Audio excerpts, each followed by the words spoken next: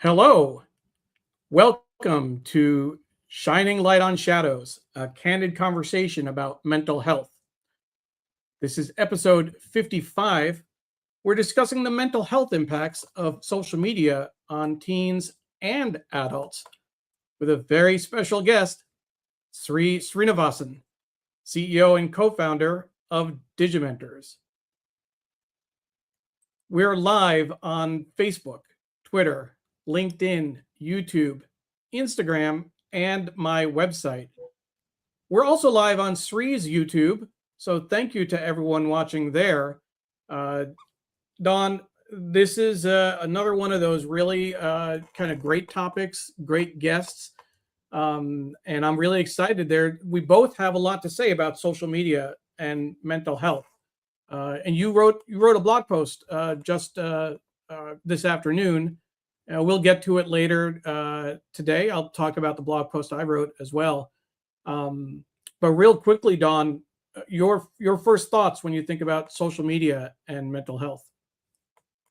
Yeah, I think that's, the good, the bad, and the ugly. I've used social media for the last 20 years, and there's so many good things that I've been able to accomplish with Denim Day and my book and other things because of it. And then there's the downside of using social media, which can really affect your mental health. So I'm really looking forward to this conversation. I am too. It's something that when we were preparing the show and I thought about it, I realized that I had some very strong feelings about social media, and I was able to kind of share some of my kind of personal thoughts, just be really candid about how I feel it impacts me and how it impacts me as a parent, how it might impact Emily as well. Um, One thing I want to do is to thank everyone watching on replay, because you're most likely getting this opening a bit, and we appreciate you coming back to watch the show. The one, our last show, Dawn, that we did was also really impactful. It was with Alison DeCamp, Compassion Before Cleanup, Mental Health, Clutter and Shame. And during the conversation, a number of people shared their own stories about clutter, and I put this picture on the screen, kind of feeling brave and vulnerable to show how messy my office had gotten and how difficult it was for me. I wanted to give the update. About 2 days after the show, I was able to get it to this in terms of the sofa and the carpet. And one of the things Allison kind of reminded me of, even though that you could still see the desk and the bureau, it's progress, not perfection.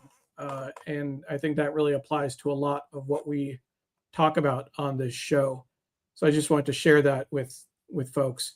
We do have some folks watching. Paula Kiger is watching from Tallahassee, Florida. Paula, thank you, of course. Connie Corley is watching. Greetings from Los Angeles. Connie is in a WhatsApp group on AI that Sri maintains, and she just saw the post about the show yesterday. Connie, thank you so much for joining us on LinkedIn.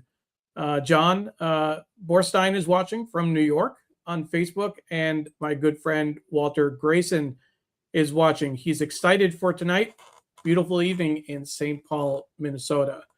And of course, my mom watching from Hastings-on-Hudson, New York.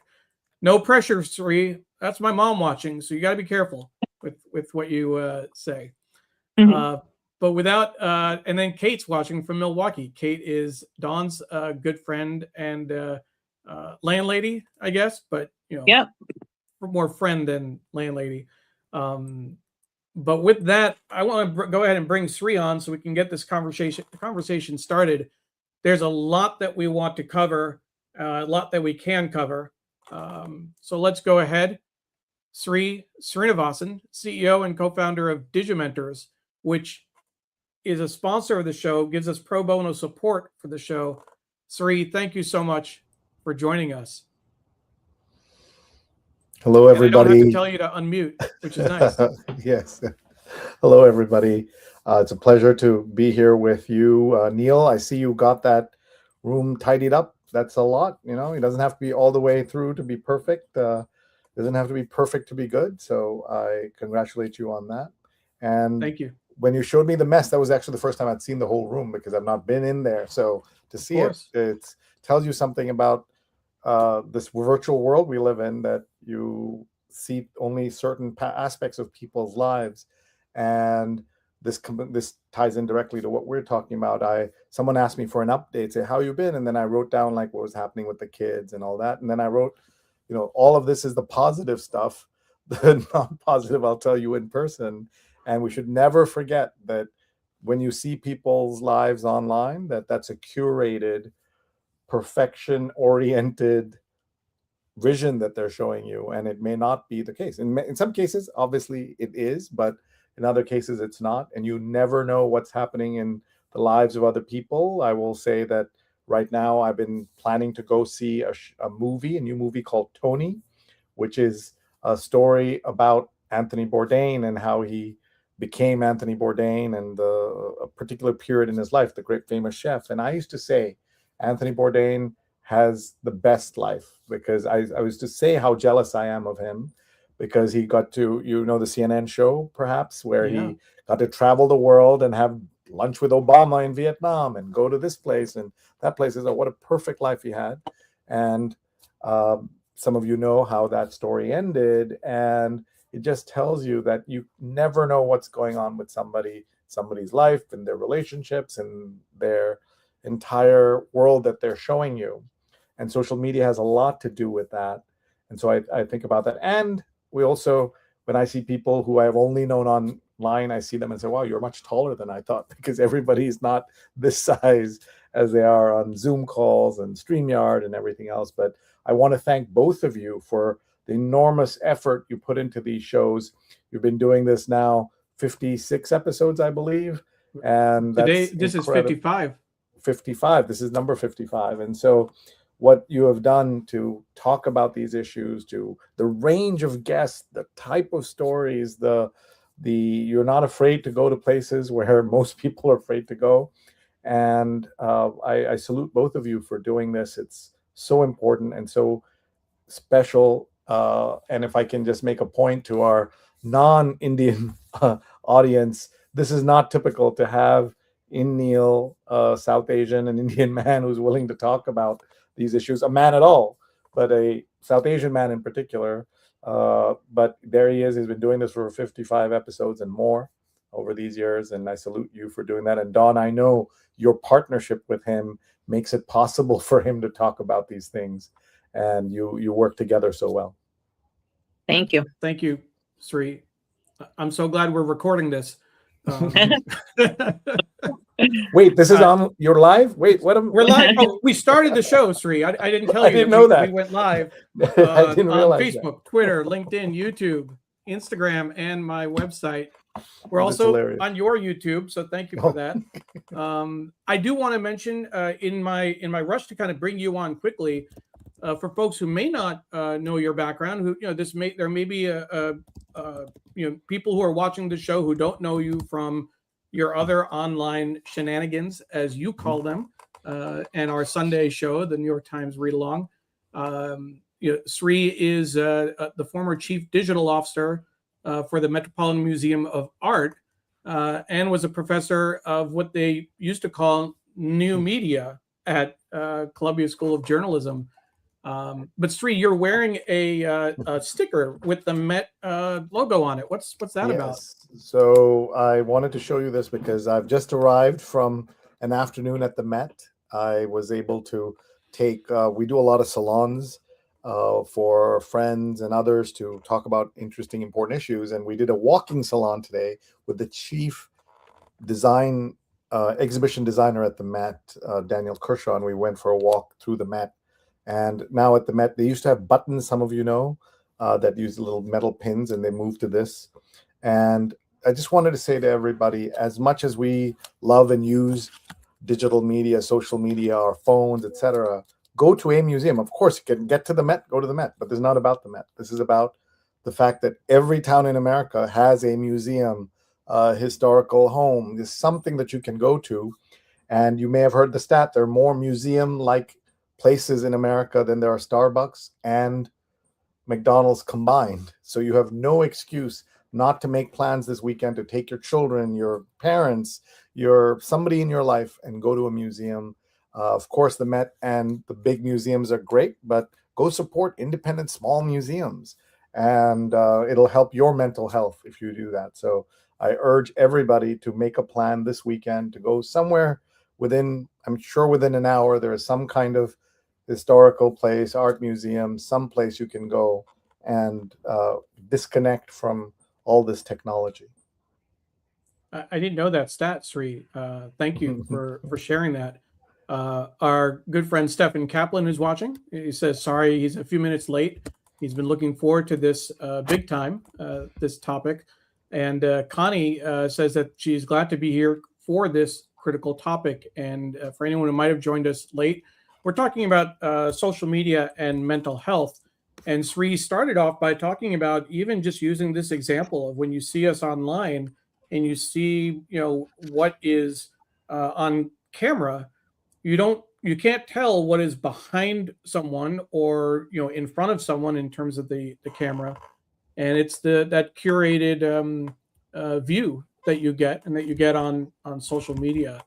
So there are a range of different things that we were hoping to talk about, Sri. One of them is, of course, this lawsuit, this settlement that Meta signed with, I think it was 47 states and the District of Columbia, $17.1 billion. What was Facebook doing that they were being sued and that they need to actually settle the lawsuit? What's that all about?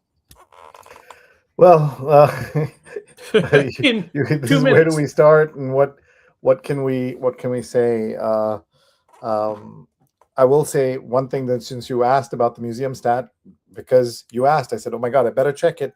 I've not worked full time in the museum world for 10 years. Talk on mental health issues. I was let go from the Met because they were having financial difficulties. On the same day, they got rid of the chief digital officer, chief marketing officer, chief design officer. And look, the Facebook is giving me a thumbs up there. But I was, you can imagine the mental health issues I went through losing such a high profile job, and I loved it. But since you asked about the numbers, I just fact checked it while we were doing this. But there are about 14,000 Starbucks and about 11,000 McDonald's, and they're just a little more than that on what are considered museums in America. So that's the fact there. But in terms of Zuckerberg, and I'll just step back, if I may, just to say that Please. We have seen that the world of social media and the people who run the social media world have done enormous damage to hundreds of millions of people over the last 15, 20 years. There is no way to disguise that. There's no way to hide it, no way to sugarcoat it, that they have damaged so many people. There have been good things that have happened from social media, including the way to connect. Some of what we're doing now is a result of people wanting to connect, and we're live on all these channels, and we have a business in part because of social media, and I've been able to train and travel around the world because people want to learn more. That's all great. But if you somehow could magically remove social media from the last 20 years of progress and what has happened, the world would be a better place. And fast forward now, most of those same people are now in charge of our AI world. And AI is much more, the exponential power of AI is documented, and we know. So we are in a position we should be really worried. I'll give you some examples of why I say all this, because it sounds very dramatic. And the reason I say this is because Zuckerberg and company, not just Zuckerberg, but the entire organization and the industry, had multiple forks in the road. And every time they had a chance to take a road, let's say the better road or the higher road, they took the road that would do more damage. At first, you could say, well, they didn't know they were doing this damage, and therefore it's okay. But that is not true. They knew, and they still did it. And there's lawsuit after lawsuit, hundreds, maybe thousands of lawsuits going on right now against Meta, which show what happened. And there are documentation that went in front of Mark, and he was told, look, Mark, we're doing great damage to girls. If we change this one thing, we will not harm as many girls, and our engagement will drop off, but it'll bounce back in 6 months. Every single person I've ever met personally who I know, well, both of you watching and your audience, every one of us would say, okay, dial it down. It's okay. We'll take the hit. We'll come back in 6 months. He said, no, we keep going. And he did that in multiple decisions. And the social media world makes hundreds of decisions like that and has made hundreds of decisions.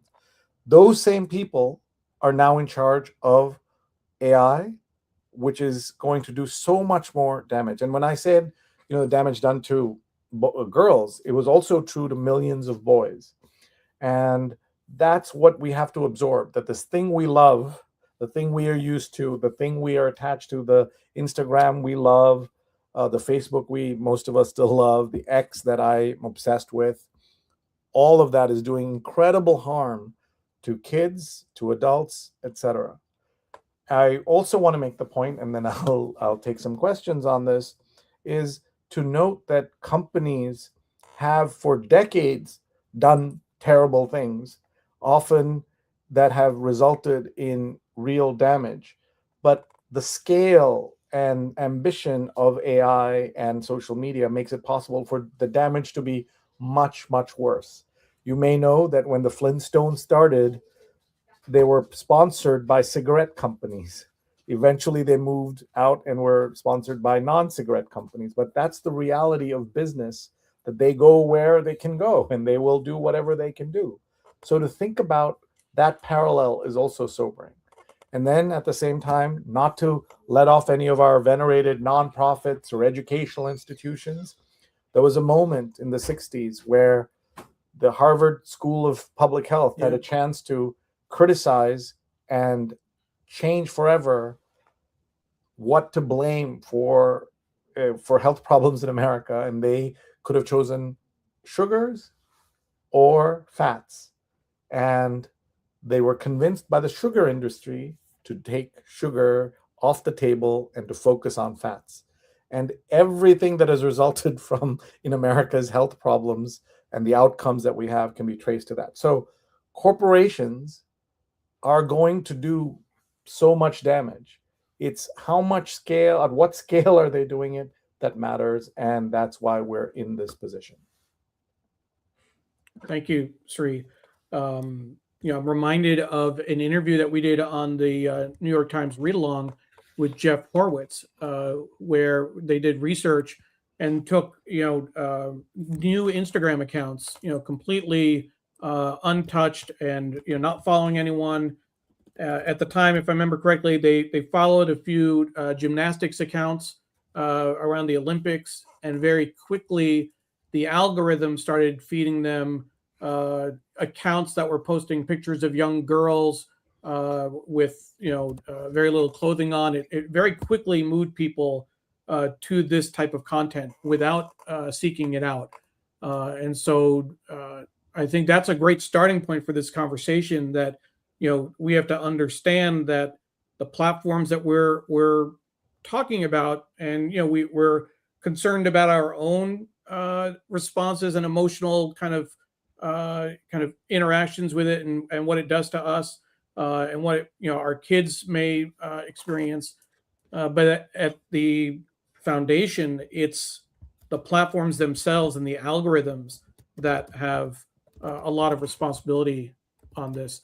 I want to pull Dawn into the conversation because, Dawn, you wrote a blog post for the show that I think speaks to a lot of these issues in terms of when you think about the personal impact. You wrote, social media once shaped my self-worth. What will it do to my grandchildren? In the beginning of social media, I felt that I had to prove that I was successful, pretty, smart, and funny. Now I don't really care what people think or how they perceive me because I have learned to use social media as a tool for educating people. Can you talk a little bit about the early days of social media, as you put it, and kind of what that experience was like for you? Yeah, so in my blog post, I wrote about a little bit about my childhood, growing up as relatively poor in a Catholic school where most people had money, and I was not liked, and I was teased and bullied, and I spent like a lot of time being made fun of for my hand-me-down clothes and the way I looked. And those same individuals that did that bullying and that teasing were the same people that were vying for Facebook friend status. And at the time, that's just kind of what you did. Those were the people names that you knew.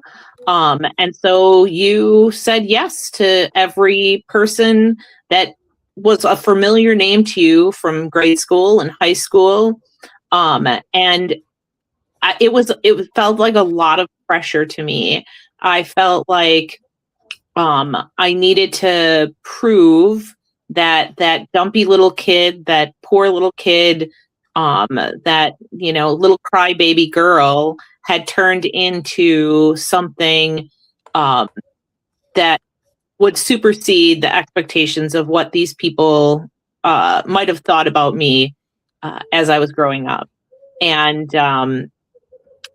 it was, we talk about like how many likes or how many thumbs up versus how many hearts, or how many comments people make on our posts. And in the beginning it was really all the good stuff, until I realized that it was a disservice to myself in particular, but also to other people who were watching like watching my Facebook posts. And I have to say that, I was pretty impressed with a lot of my friends on Facebook who, when I started talking about my advocacy work and like what happened to me and the trauma that I experienced, a lot of people reached out to me and said, oh my gosh, like this is what happened in my life, or, my dad was killed, or I experienced this trauma. And I began to realize that there was a really huge amount of the population that, didn't skirt through life with fancy houses and beautiful vacations and kids that behaved all the time, and clear of mental health issues.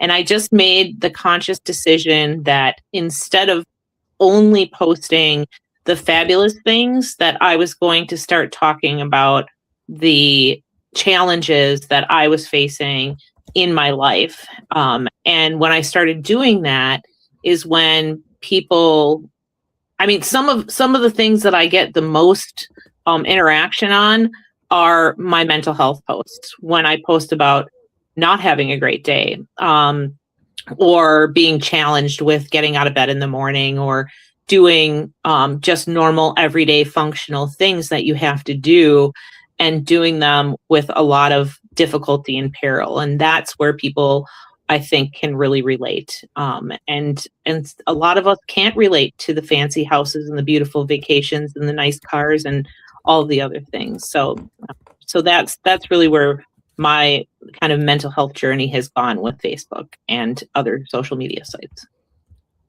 Dr. Tachi says she applauds you for sharing the challenges, Dawn, and being real on social. And she said, I think people are so drawn to vanity metrics on social media because it shows that people are paying attention. For some, it may be the attention they don't get in real life. John Lakshmi is watching, a friend of ours through the South Asian Journalists Association. Important point to post good and bad in terms of keeping everyone honest.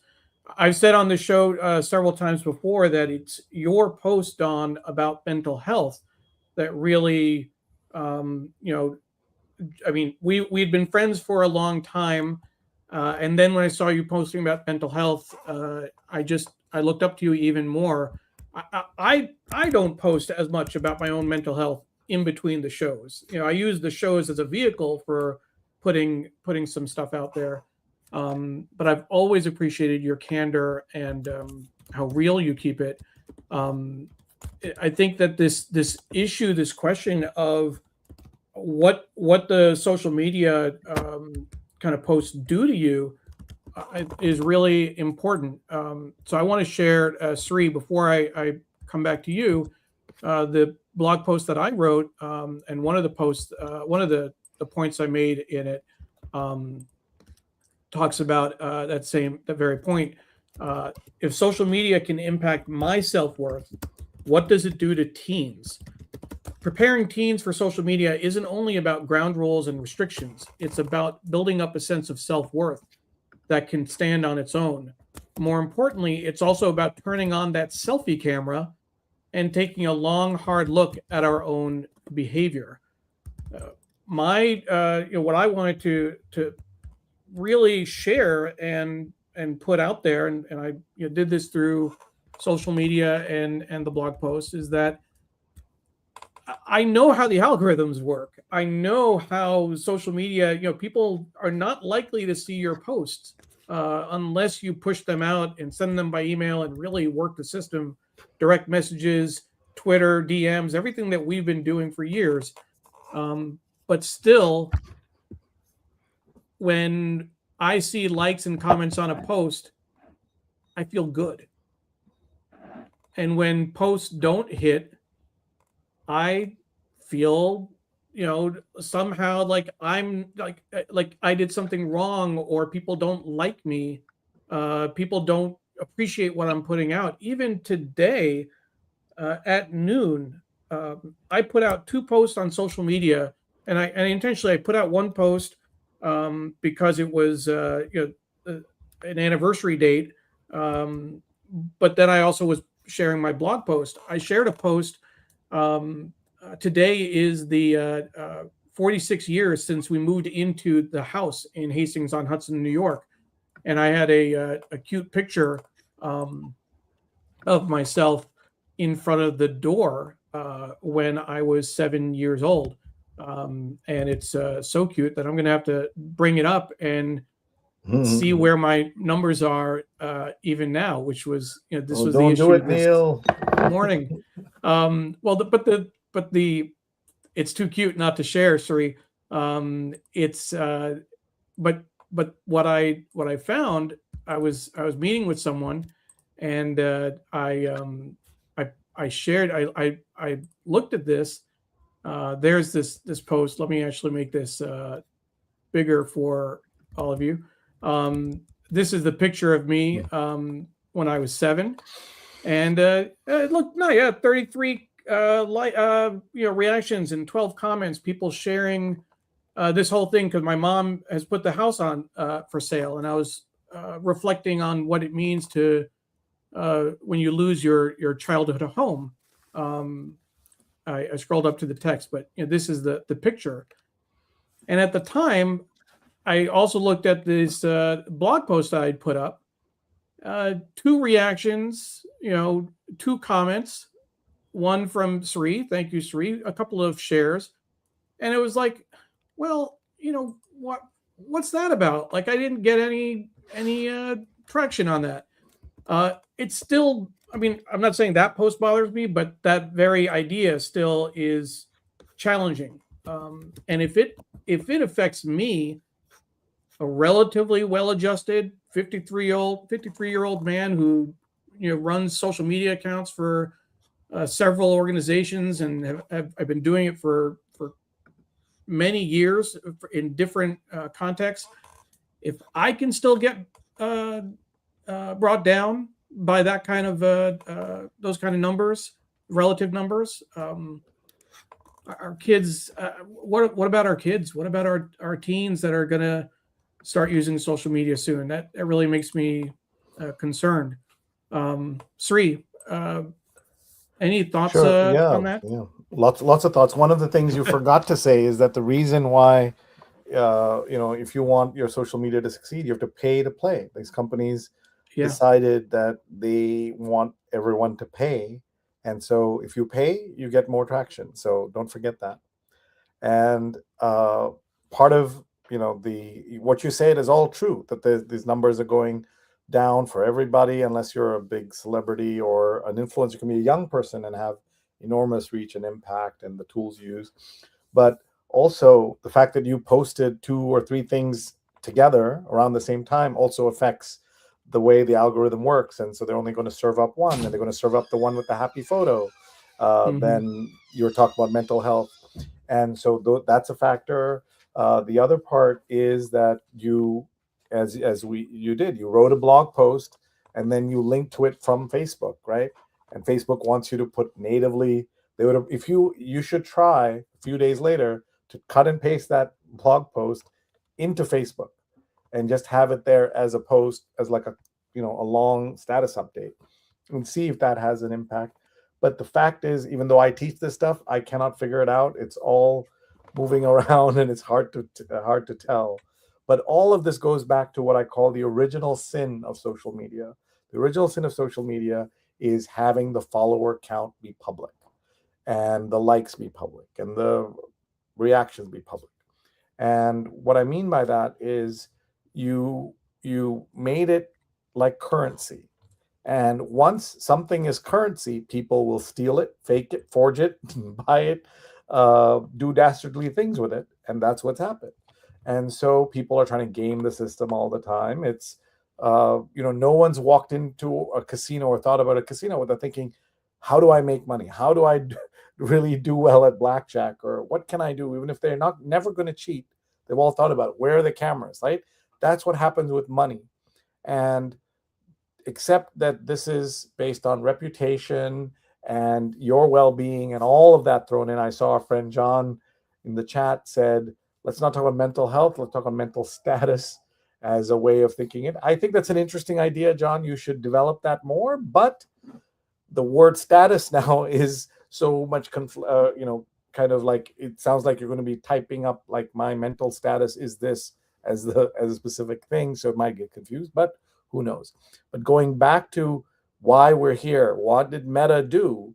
They made everything more and more addictive, and that's what they're paying the price for in this particular case that we're talking about. And $17 billion is a lot of money. But just to put it in perspective, if you were a person making $100,000, it's the equivalent of a cup of coffee, of premium coffee, a day.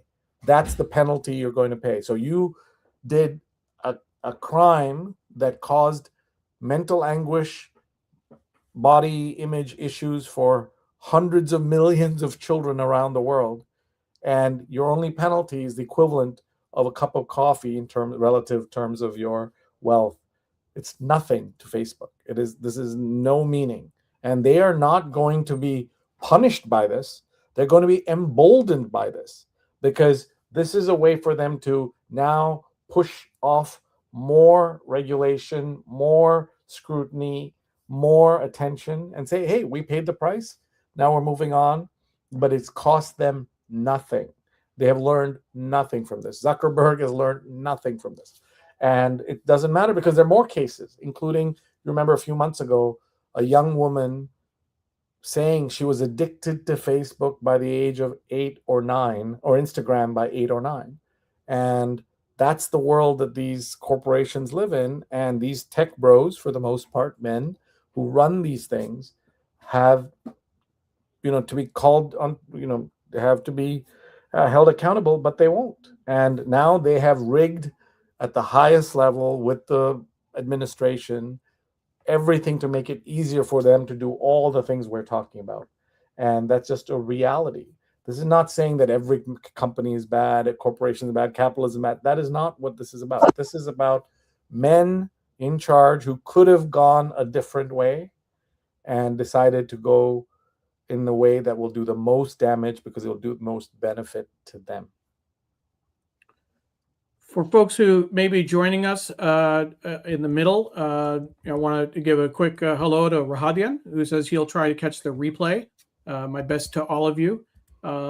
You will be, if you joined us late, when we're done, you'll be able to watch the recording on the same links on Facebook, on Twitter, on LinkedIn, on YouTube, and on my website. So thank you. Our guest is Sri Srinivasan. He is the CEO and co-founder of Digimentors.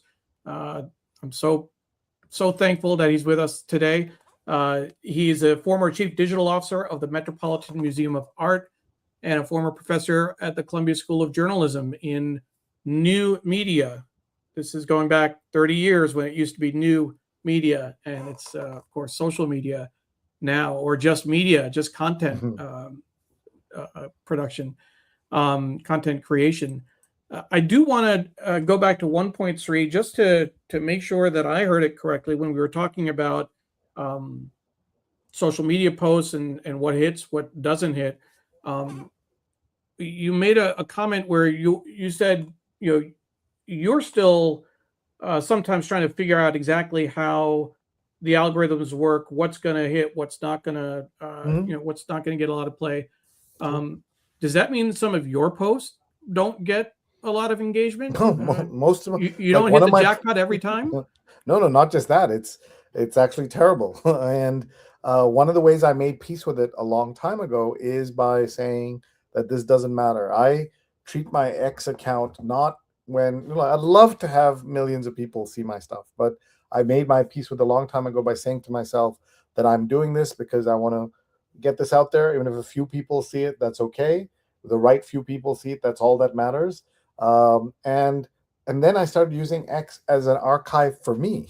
I use it to document the things that I want to, and I created this hashtag called Life Highlight. This is a life highlight to talk about these issues. And what happens now is whenever I pass one day, if my kids want to or grandkids want to see what are the things I cared about in a certain part of my life, they just type in Life Highlight and all the things I cared about are there. Right? You don't have to say, oh my God, I wonder what my grandpapa cared about. I tell you what I cared about. I label it Life Highlight. You'll get at least, 100, 200 things that really struck out to me. Were so interesting to me, or I wanted to highlight. That's just an example. So what I mean by that is if you say this is not for everybody, it's not going to go for everybody. One of my things, my mantras is that most people will miss almost everything you do on social media. Most people will miss almost everything you do. Then you might say, why do we do it at all? Well, because not everything is about reaching everybody. And if you reach some people, and Neil knows this, I run a set of WhatsApp groups. That's a direct, meaningful challenge to the world of social media. WhatsApp is its own kind of social media, but I created these communities, and now I run 30 different topics and different groups, from baseball to hip hop to AI. And we do all of that so that people who want to talk about it can talk about it in these smaller circles rather than trying to reach everybody about everything all the time. And I feel much better about all of this once I started doing that, because I know the people who care about this, even if it's 20 people, they're there. And I'm not at all worried about these things. I will say one more thing about the idea of the numbers. You should feel better if you go back and look at your YouTube channels from tonight. You'll see your numbers automatically increased, even though not one new person may have watched your video, because YouTube decided to go to 1 second as the metric to count you as having seen your video. Somebody has seen your video. It's so stupid. 1 second means you just turned it on, jumped off, but you get a credit for that. Facebook was 3 seconds.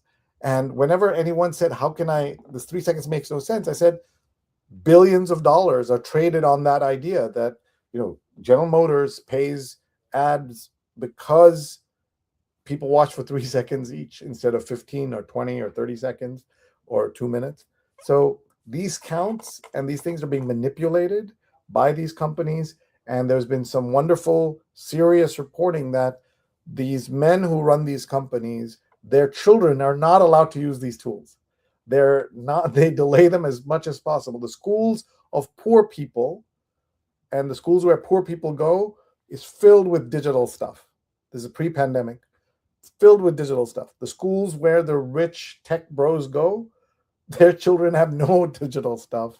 And they're like talking about nature and, writing on chalkboards. And the other kids are filled with technology, obviously with the pandemic that changed. But that tells you something. I'm sure the manufacturer of cigarettes at some point wouldn't let their kids use cigarettes, right? It's that same way. So anyway, I hope that sets some of those ideas. No, I appreciate that. Dawn, Sri brought up this idea of kind of what the children of tech bros and technology CEOs, what they're doing with social media. You touched upon that in your blog post as well, in terms of how your kids who are older, they're in their mid-20s now, 26, 22, or 24 and 25. 24, 25? 24, 25, and 27. Yeah. 27. So what has that been like for you? And when we have these conversations, it's always interesting because Emily is 13, so I'm kind of lagging behind. Sri's kids are actually a little bit younger than yours, in fact. But what were your thoughts around where your kids and even your grandkids are at with social media? So I feel like my kids kind of got this sweet spot because they were, getting to be about 12 or 13 years old when like iPods and iPads came into play. And we bought those for them. But we monitored how they used them and what they used them for. They never got into Facebook at all. Their main way of communicating via social media is Snapchat, which has its own series of problems. But they really use Snapchat or texting. They don't text via their cell phone number. They text via their Snapchat account. That's how I communicate with them. I don't ever text them by their cell phone. I always text them via Snapchat. And I have a group Snapchat with all three of them. I have a group Snapchat with, two of them who have an interest in something the other one doesn't. It's really very interesting. I'm mostly worried for my grandchild, who is 1, and anytime I see that boy, he has somebody's cell phone in his hand, or the television is on, or he gets way too much screen time, and I think that for parents, it is an easy way to distract a child. And it's very, I am not my grandson's parent, and I have strongly communicated my dislike of how much screen time my grandson gets and how that cell phone is always with him. But unfortunately, I can't mandate that. So I worry a little bit. And I wanted to say one other thing, because when Sri was talking, this hit me. I play a lot of games on my phone, mostly number games because I'm a weirdo and I like number games. But I get a lot of ads, right? And I think there are times when my husband looks over and all these ads are about weight loss. All my ads are about weight loss.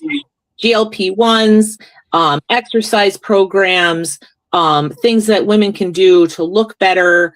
They show, AI animation of skinny girls, and it is amazing how much that affects me, and how much I think about losing weight.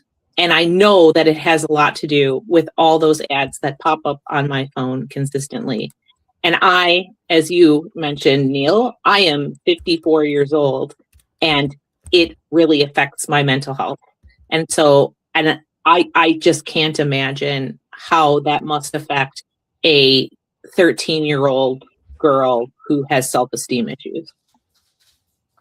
And who may not have self-esteem issues, but they get self-esteem issues. Yes, right, because of this. right. Yeah, it develops. That's something that we tried hard to do in our family. Emily turned 13 this last April 9th. I'm not going to forget her birthday live on air. We waited until then to give her a fully functioning cell phone. She had a Chromebook earlier, and she was using text messaging on Pam's phone. She had a device earlier that gave her access to the to YouTube, so she was watching YouTube Shorts before that. But it's really hard, and we met a family just over the weekend. We were at the pool. Their daughter is 8 years old, and they have friends with fully loaded iPhones, fully functioning devices, which is really hard to understand. But I know I know what the dangers are of social media. Emily is not on social media yet. She's not, doesn't can't do messaging with people unless she actually knows them. If she's in a game or on a website or something. But Sri, what are some of the suggestions that you have for parents who are dealing with this issue? You raised two wonderful twins, Durga and Krishna, and you were a social media, kind of everyman. Like that's what your life was all about for so many years, and still is to a certain extent. But with Twitter and Instagram and posting to different platforms and taking pictures of food and restaurants and selfies, the whole 9 yards. How did you kind of manage to balance that with modeling good behavior for your kids?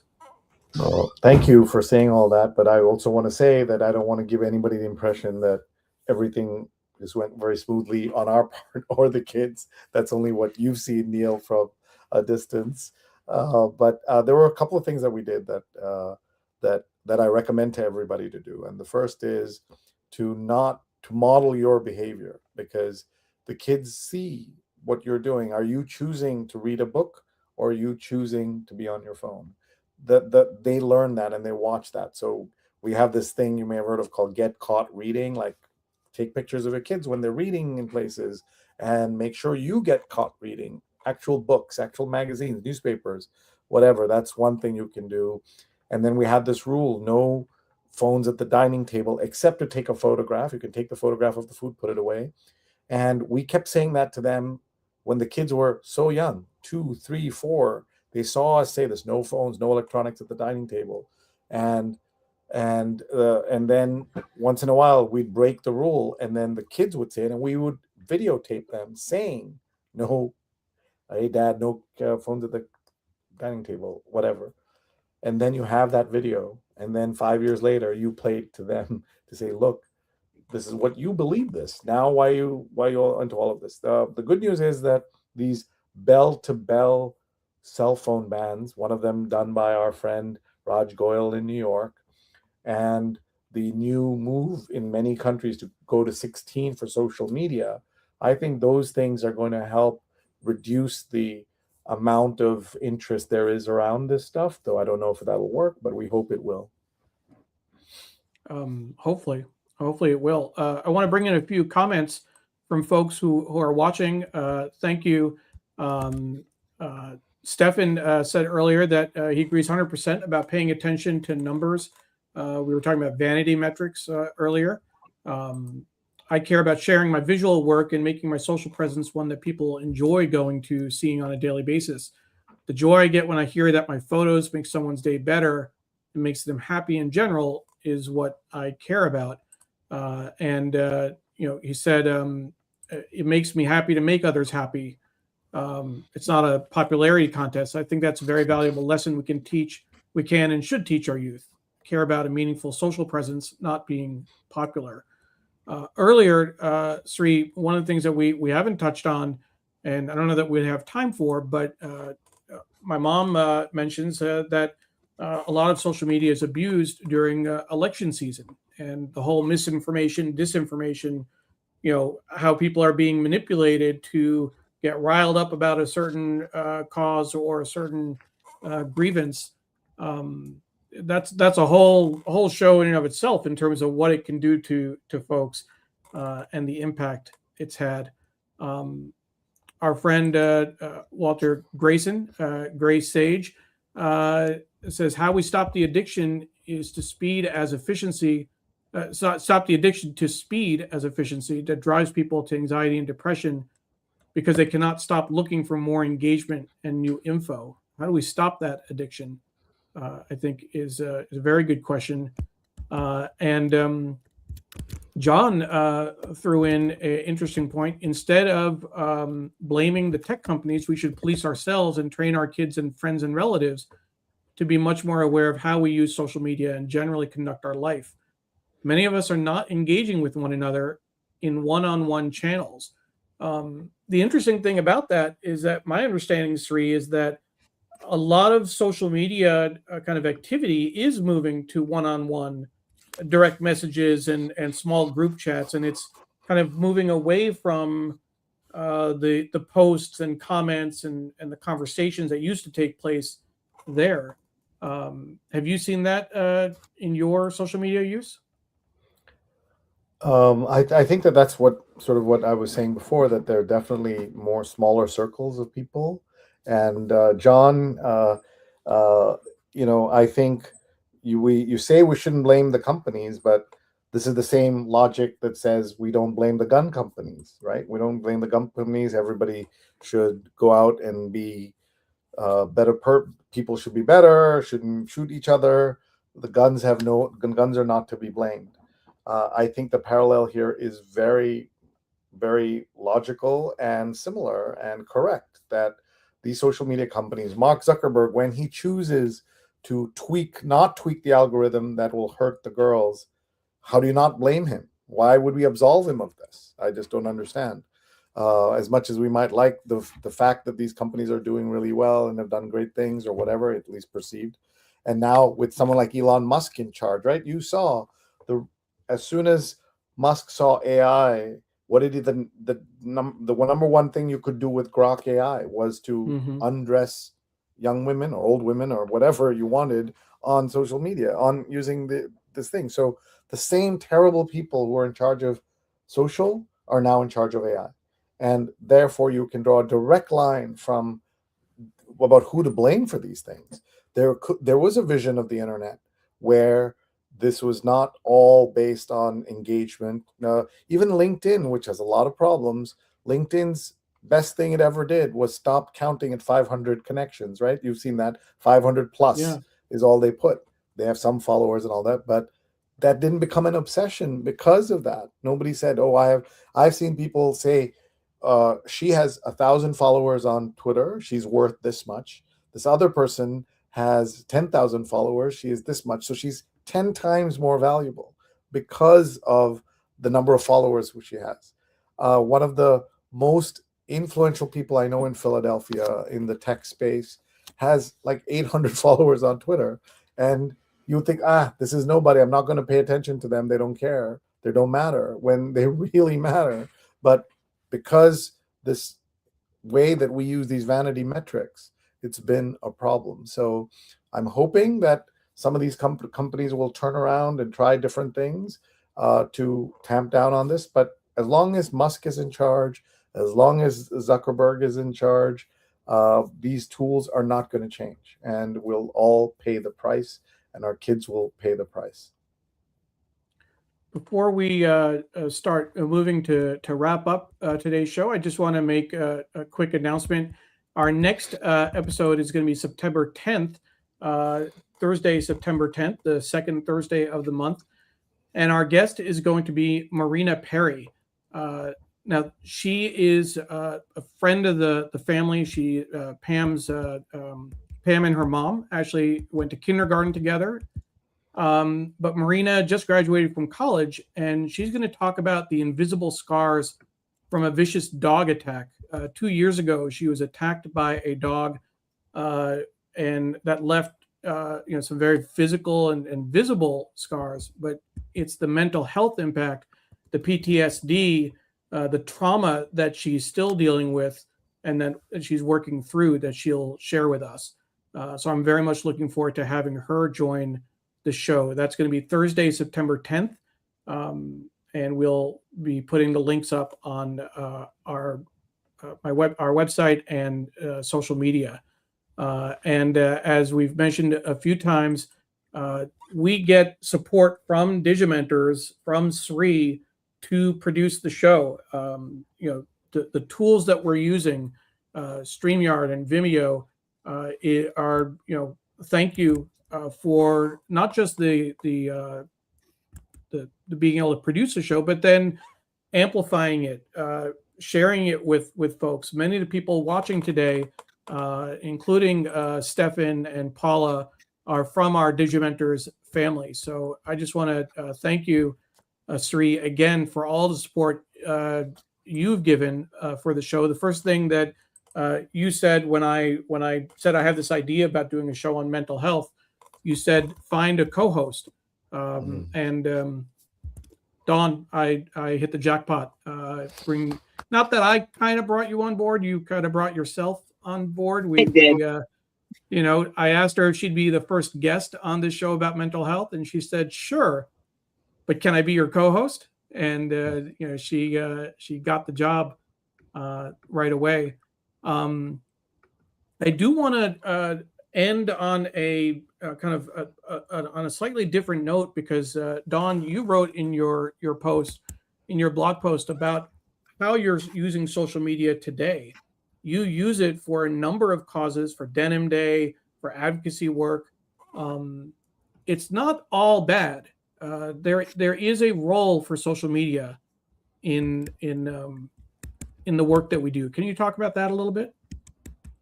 Yeah. So, especially for Denim Day and advocacy, I think I schedule posts during the month of April to run every hour on the hour, and they're all educational tools. They're support tools. They're memes that give statistics, that say things like, I believe you, you are not alone.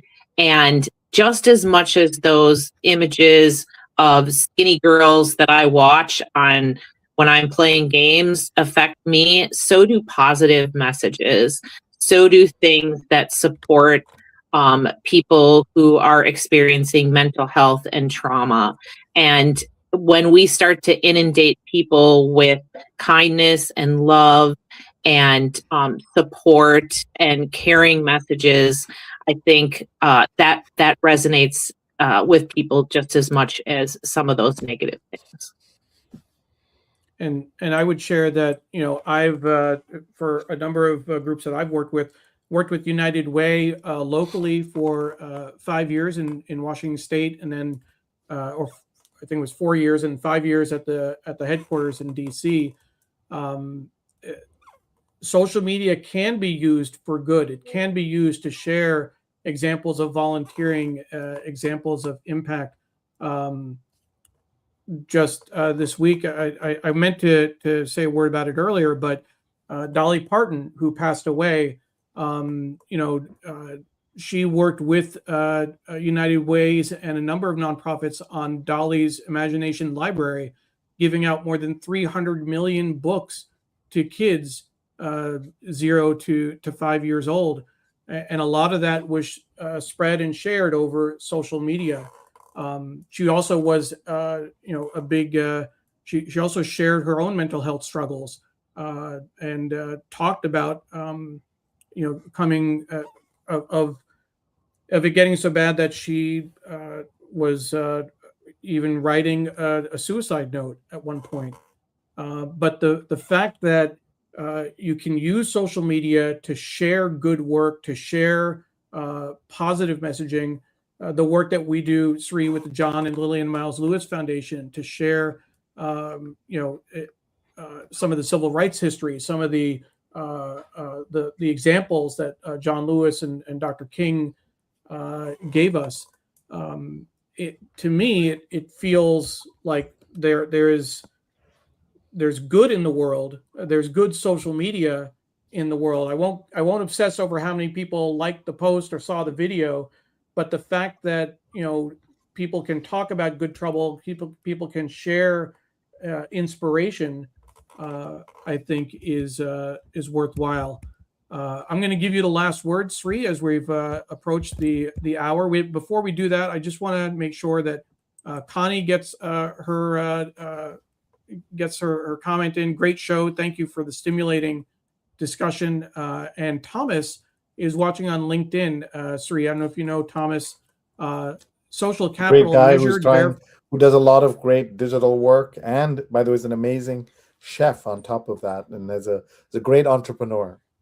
Oh, so he says social capital measured, verified positive contribution to people, communities, knowledge, nature, food systems, education, and civic life. The central principle should be social capital is earned by useful contribution, not by popularity. I think that's a great point. My mom is also sharing that many youngsters are radicalized due to social media. So there's that side of it as well.